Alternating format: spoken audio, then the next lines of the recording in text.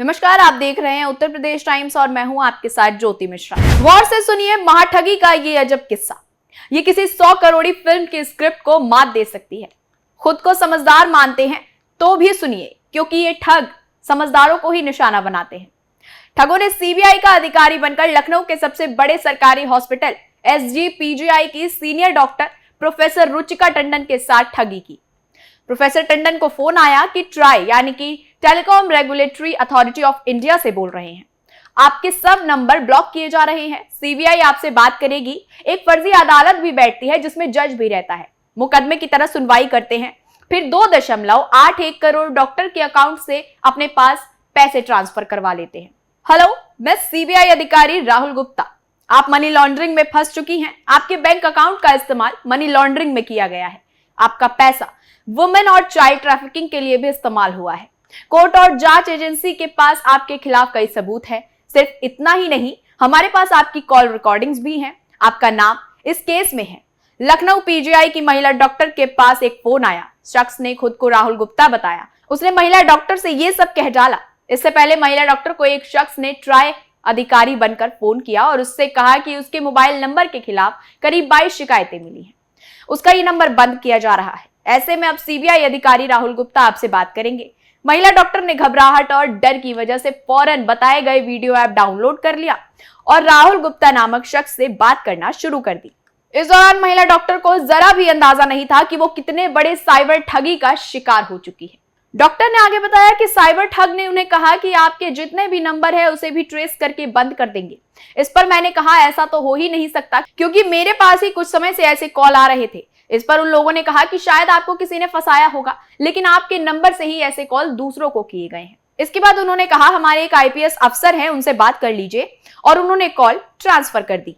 जी, मुझे मॉर्निंग में फ़ोन आया कि आपका जो फ़ोन है उसको हम ट्राई से बोल रहे हैं और जो आपका फ़ोन है उसको बंद किया जाएगा, क्योंकि हमें इंस्ट्रक्शंस दिए हैं पुलिस ने कि फ़ोन को बंद कर दिया जाए, क्योंकि उस पर मुंबई में साइबर क्राइम में ये बहुत सारी कंप्लेंट्स आपके नंबर के अगेंस्ट रजिस्टर्ड हैं कि लोगों को हैरेसिंग मैसेजेस आ रहे हैं इस नंबर से, और आपके और भी जो नंबर्स हैं वो सारे जितने भी हम ट्रेस करके सारे ब्लॉक कर देंगे। तो जब मैंने पूछा कि ये कैसे, ऐसा तो हो नहीं सकता, इनफैक्ट मेरे पास कुछ कॉल्स आ रहे थे बहुत इस टाइप के कुछ समय से, तो उन्होंने कहा कि नहीं, ये तो केस कि शायद किसी ने आपको फंसाया होगा, तो इस तरीके के कॉल्स तो लेकिन आए ही हैं, और फिर आप अपने हमारे एक IPS ऑफिसर हैं, इनसे बात कर लीजिए। तो उन्होंने एक किसी और को कॉल ट्रांसफर की। 7 करोड़ के मनी लॉन्ड्रिंग से जुड़े होने का आरोप लगाया। डॉक्टर के मुताबिक फिर उनके जो सो कॉल्ड IPS अफसर थे उन्होंने बात की। उसने कहा सिर्फ फोन कॉल की बात नहीं है, आपका एक बैंक अकाउंट है जो अवैध कामों से जुड़ा हुआ है। वो खाता 7 करोड़ रुपए की मनी लॉन्ड्रिंग मामले से जुड़ा है।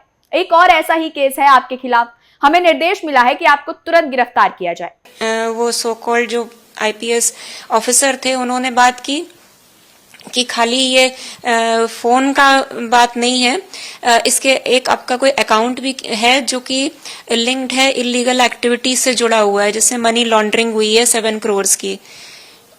तो एक और केस है और हमें ऑर्डर्स मिले हैं कि आपको अरेस्ट किया जाए इमीडिएटली। फिर IPS अफसर बने उस ठग ने रुचिका से कहा कि अगर आप नहीं आ सकती तो हम आपको डिजिटल कस्टडी मिलेंगे।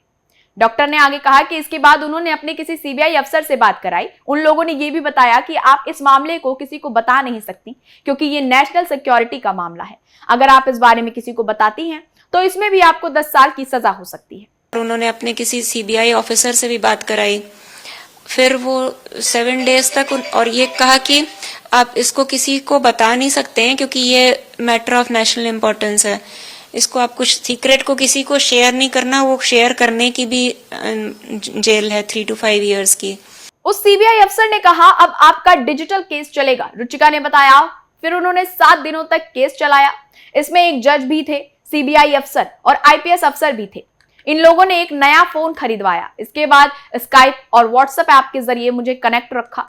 फिर कहा कि आपको वेरिफिकेशन के लिए आपके जितने भी अकाउंट में जो भी पैसा है उसे डिक्लेयर करना है।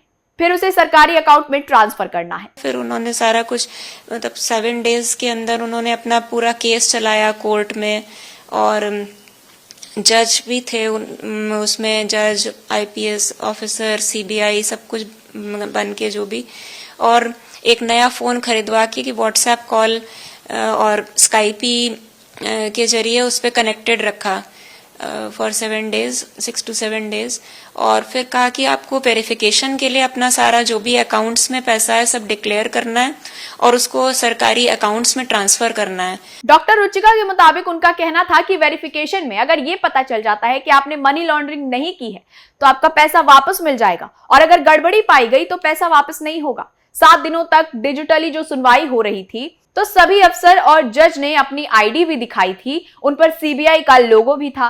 तो 7 दिन तक चली इस सनसनीखेज ठगी की कहानी का प्लॉट हैरान करने वाला है। गौर से सुनिए, ये ठग कल आपको भी निशाना बना सकते हैं।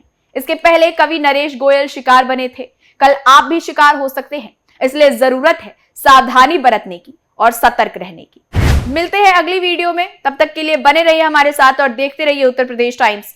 धन्यवाद। हम हैं देश के दिल, उत्तर प्रदेश की धड़कन, उत्तर प्रदेश टाइम्स।